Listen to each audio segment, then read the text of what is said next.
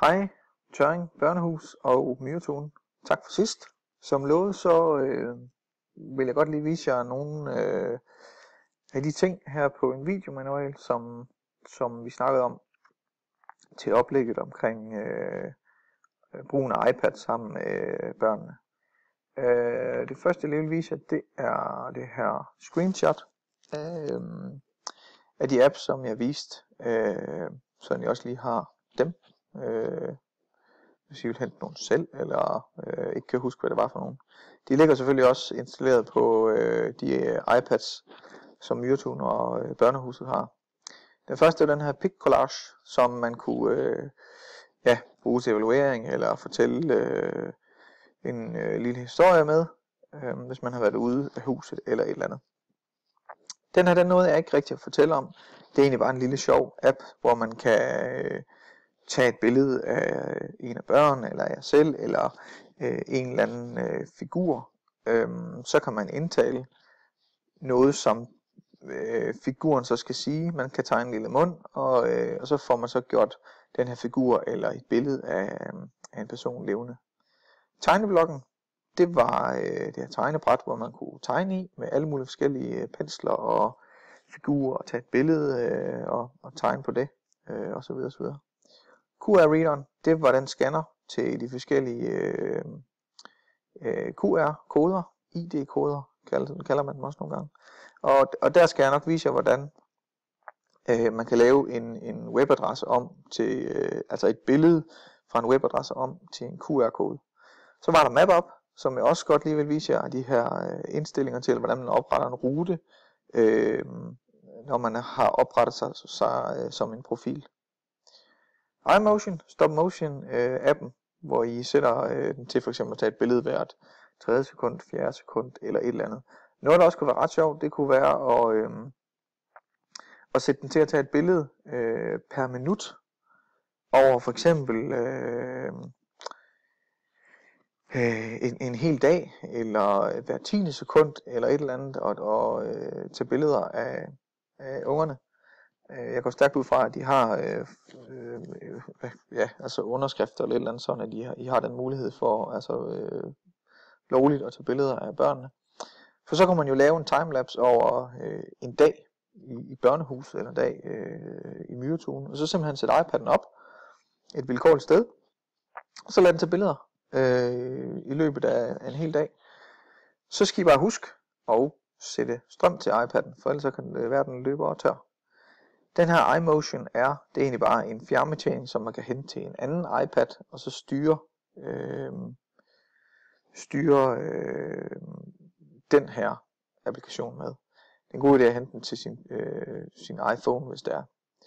Kan man også. Og så var der de her Puppet Pals.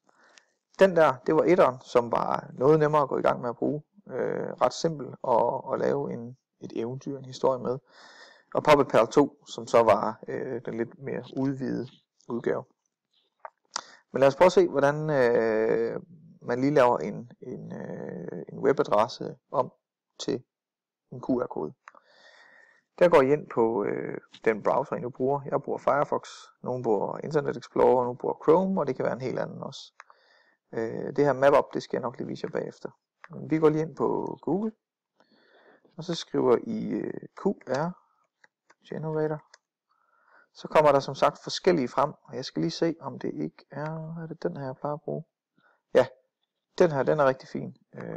Nogle gange så til os nogen, der bruger den her.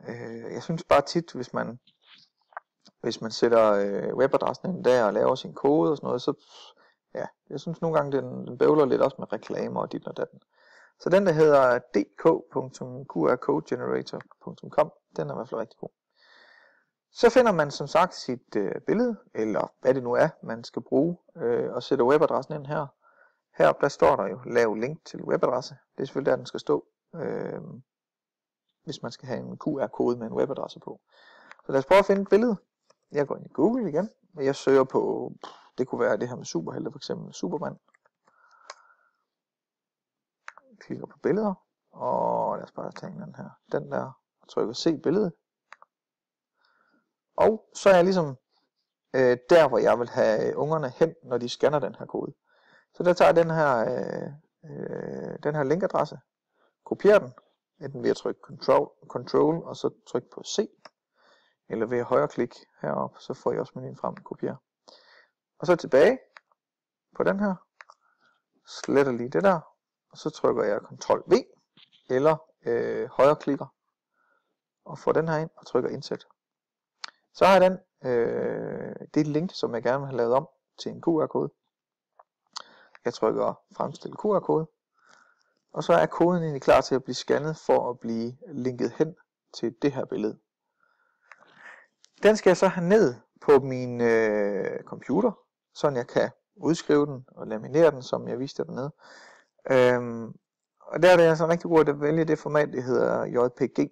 Så lad den bare stå på den. Det er også den, den vælger som standard. Så trykker I Download QR-kode, og så kommer der også lige en lille reklame her, om man nu vil købe lidt eller et eller andet, så trykker vi bare nej tak.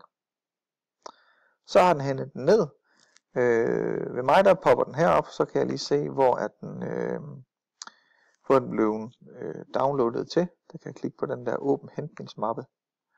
Og så kan jeg se, at den ligger faktisk på mit skrivebord. Så jeg går lige ud på mit skrivebord. Der kan I trykke hernede i bunden, hvis I har Windows 10. Eller så skrive til at minimere de sider, I eventuelt har åbent.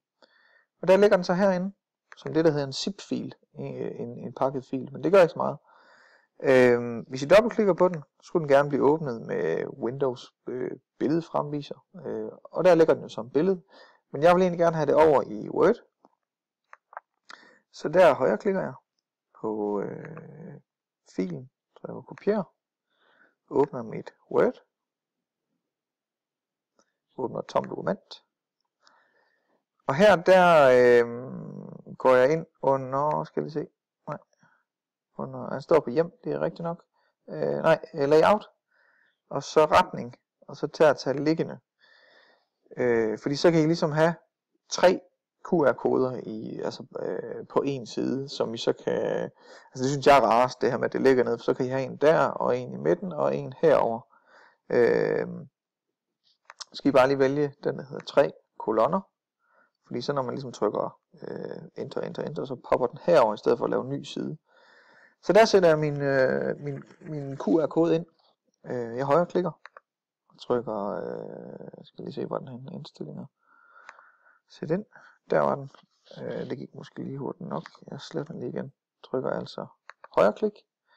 Og så indstillinger for sæt ind. Så nogle gange så står der bare sæt ind eller indsæt. Lige nu er der den her tegning. Ja, nogle gange plejer der egentlig at stå sæt ind. Det er den I klikker på. Og så har I QR-koden der. Og som jeg sagde, så er det altså en rigtig god idé og for jeres egen skyld, og så skrive, det kunne være heroppe i titlen, hvad det egentlig er for en QR-kode. Er det Superman, er det en pingvin, er det en løve, eller hvad det er. For det kan man jo ikke umiddelbart se ud fra det her. Og hvis I skriver det nedenunder, så står det, og så er det måske knap så sjovt, hvis man kan læse, og så skulle scanne den for at se, hvad der gemmer sig inde bagved. Men så er det bare at printe ud, tryk fil, udskriv, og så vælge den printer, I nu skal have skrevet ud til. Og så kan I laminere den og klippe den ud. Ja, så det er sådan, I kan bruge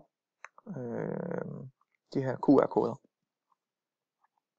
Så det næste, jeg godt lige vil vise, det er det her med oprettelse af ruter inde i MapUp. Jeg lukker lige dem her. Inde i MapUp, der er jeg logget ind lige nu med min brugerprofil. Og når jeg er inde under min profil, så klikker jeg på mit MapUp. Så kan jeg se mine ruter, jeg kan se alle ruter, eller jeg kan tilføje en rute. Der klikker jeg på tilføje rute. Og så går man i gang med at lave sit løb. Vi kunne kalde den her for terræn. Børn. Lejer. Og så har den det her rutenummer. Den her, den hedder så 97806. Så når man åbner sin app på sin telefon eller sin iPad, så trykker man det her ID ind, og så popper ruten op og er klar til at gå i gang. Husk nu, at det skal være, der skal være GPS i enheden, man bruger. Så en iPad, der har Wi-Fi, har ikke nødvendigvis GPS også. Altså det er jo det her med, at de skulle have nogle iPads, som har SIM-kort, fordi så kan man bruge den ligesom en telefon. Under rutebeskrivelse, der kan I skrive, hvad det her løb går ud på. Og det kunne være det her, der kalder den bare lige test 2. Og et billede. Hvis man vil have et billede, så kan man lægge det ind, så når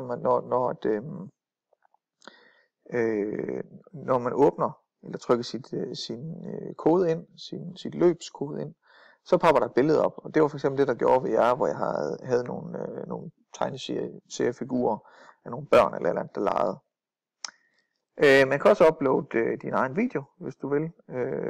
Optage et eller andet, som skal vises, når man går ind på rutenummeret. Eller eventuelt link til en video, man skal se på YouTube, eller et eller andet. Der står også her link til en YouTube-video, der introducerer ruten. Så kan man måske forklare, hvad skal man der. Så kan man lige markere herover, hvem drejer det sig om. I jeres tilfælde måske være andet.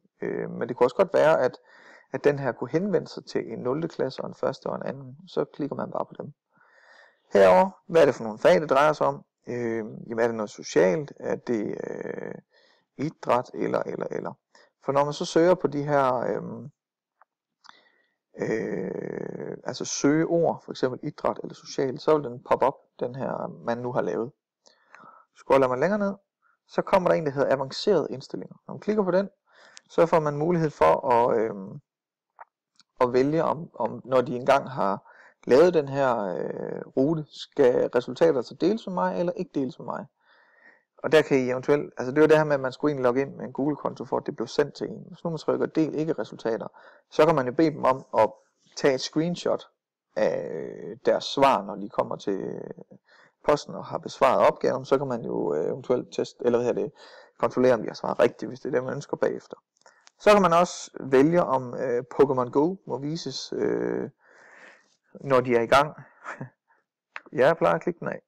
Man kan også indstille den til, om den skal være gyldig fra et bestemt tidspunkt til et bestemt tidspunkt. Det er sådan set lige meget. Brugeren skal være fysisk ved posterne, det synes jeg da bestemt de skal, ellers kan de bare klikke på skærmen for at få posten vist. Og det synes jeg ikke, de skal. Man kan også vise, eller man kan få dem til eller få ruten til at komme op med en post ad gangen, hvis man vil det. Eller om de skal kunne se alle poster på en gang. Det kan måske være meget sjovt, at de ikke ved, hvor de skal hen fra gang til gang. Poster vises i rækkefølge. Det er fint, hvis man sender dem sted med f.eks. minut eller 2 mellemrum. Det er lidt sjovere, hvis alle skal i gang på samme tid, at man siger, at de får en tilfældig post, når de starter. Eller at de selv får lov til at vælge, hvad for en vil de starte med. Men det er jo klart, at man vil måske gerne tage den, der er tættest på, så det vil alle jo måske gøre, hvis man vælger den der. Så en god idé, det er den der. Eleven får en tilfældig rækkefølge.